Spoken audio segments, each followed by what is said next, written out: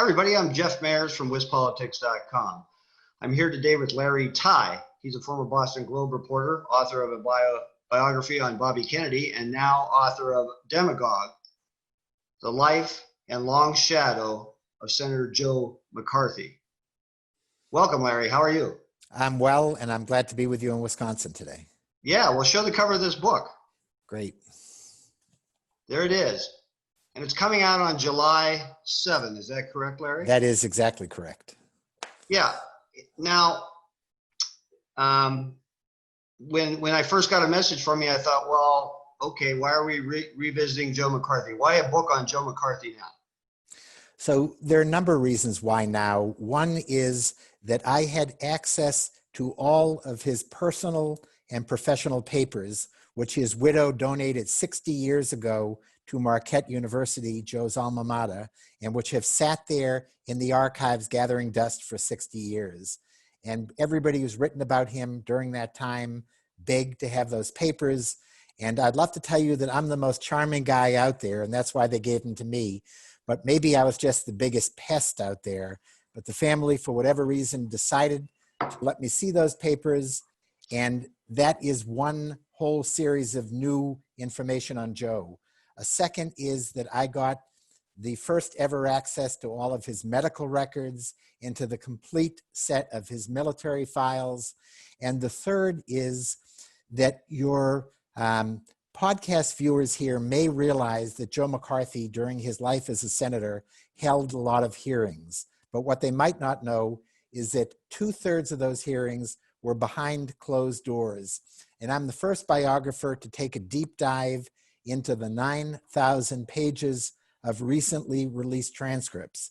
So you put all that together, and if I couldn't write a new and interesting book, then shame on me. And I had just access to lots of things at a moment when Joe McCarthy's story in the history of America seems especially resonant. Yeah, we'll come back to that. But, I was especially interested. I always think, well, what am I going to learn about a historical figure? Now, I'm not, a biographer, but I thought, what I learned more about was sort of the early life, the military, the true story of Tail Gunner Joe, and his relationship with his wife, aide then wife, and I think that a lot of that just fills in a lot of gaps for people that we just didn't know that's what you found in the archives. Right. So I found that his military real-time diaries, he kept a moment-by-moment diary of what was going on with him when he was serving in the Marines in the South Pacific during World War II.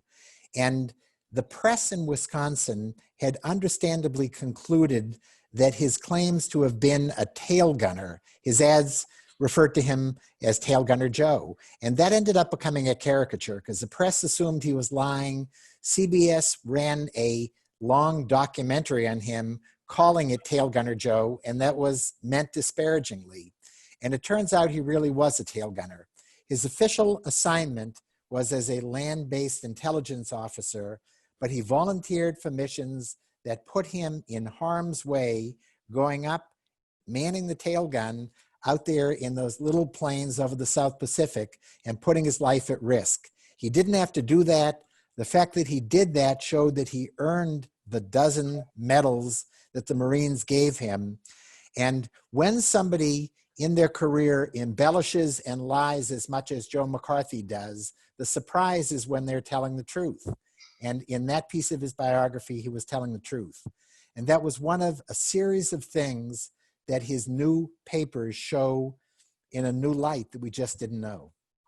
So you said before it was your charm that got you these access to the archives, but how'd you find out about them in the first place? Because I don't think that's widely known. Yes. So I jokingly said it was my charm, and it probably was anything but my charm. And at the end of our conversation, you'll decide whether charm is an unlikely adjective to use with me. But what happened was, every biography that's been written about McCarthy in the last 70 years says at some point in their acknowledgments and their preface somewhere, the papers that were the golden grail that we had no access to were these personal and professional papers. Anytime you're writing about anybody, you want to see what their office records show about them, especially if they were a long-serving US senator, and you want to find out what their intimate personal papers say about them. I found out about these early on in my process of doing the biography just by reading other people's biography.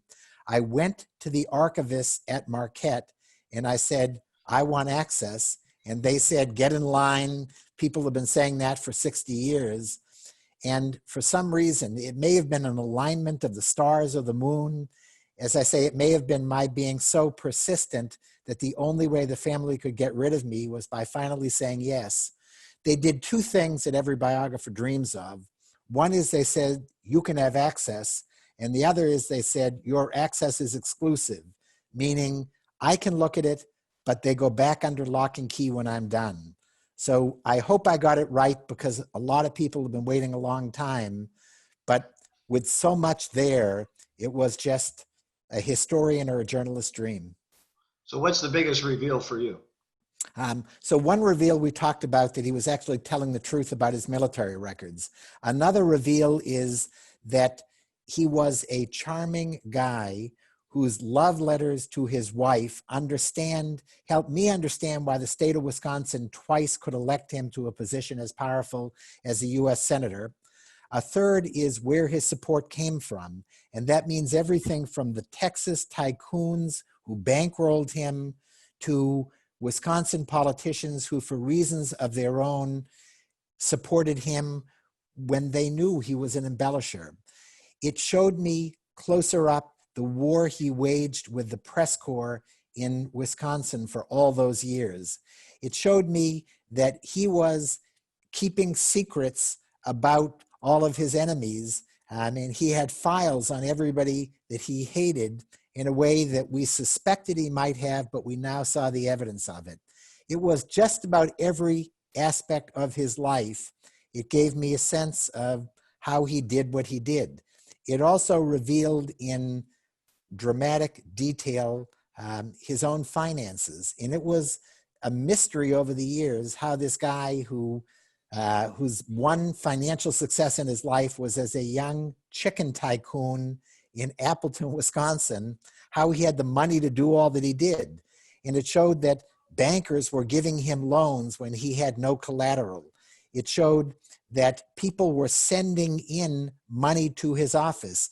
Regular people who bought into his crusade all across America would send letters to him with dollar bills, with crucifixes, with all kinds of things showing that they saw him as the patron saint of their movement.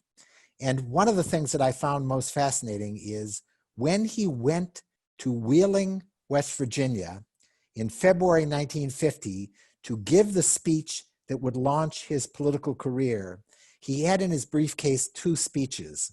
One was a snoozer of a speech on national housing policy, and that's something he actually knew something about. But if he had delivered that speech, you and I, 70 years later, wouldn't care about him.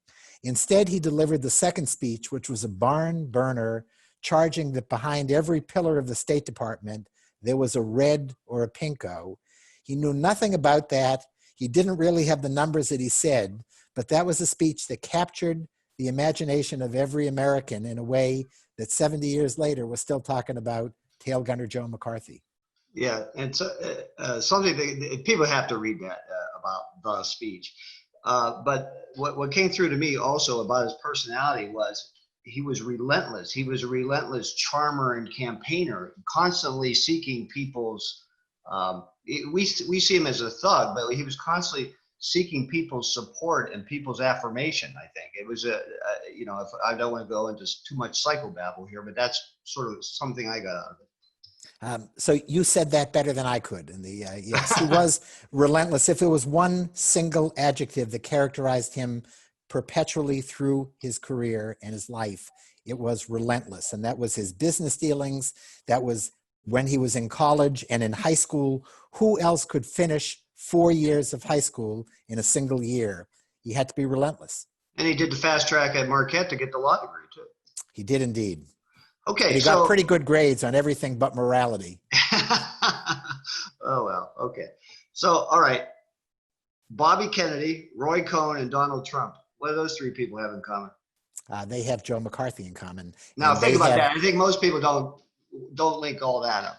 So they don't. The idea that Bobby Kennedy, who became the iconic liberal figure in recent American history, the idea that he got his start working for Cold Warrior Joe McCarthy, and that he adored Joe McCarthy politically and personally, it was Ethel Kennedy, Bobby Kennedy's widow, who I interviewed when I was writing my biography on Bobby, who got me intrigued by Joe McCarthy.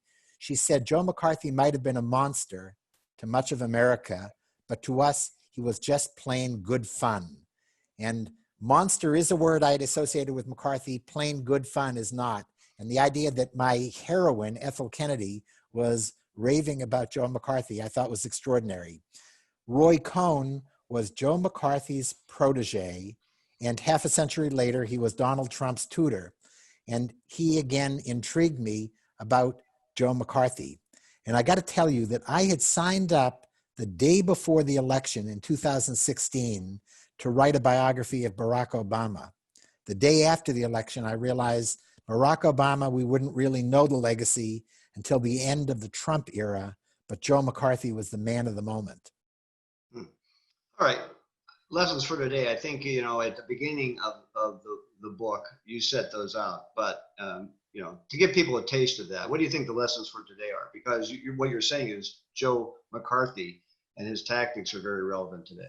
They are. The lesson of today is that if you want to understand Donald Trump, in addition to going to a state like Wisconsin and seeing why they voted for Trump, or maybe going to Appalachia and seeing why lots of poor people across America believe in Donald Trump, I would suggest there's a much easier stay-at-home way to understand how Donald Trump was elected and how he is governed, and that is to read a biography of Joe McCarthy, because Trump has borrowed McCarthy's playbook in everything from the idea, the brilliance of understanding America's fears at a given moment.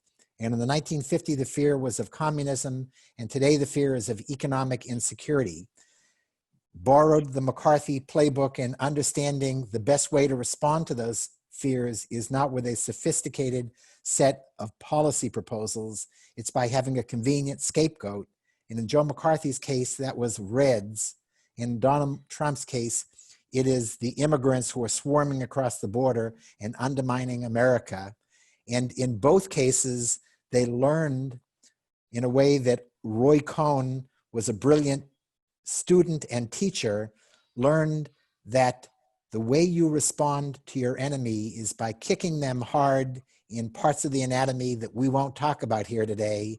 And when one charge is proven false, you lob a fresh bombshell. And when you don't like what the press is doing and what the news is, you attack the newsman. Right, right. I mean, it is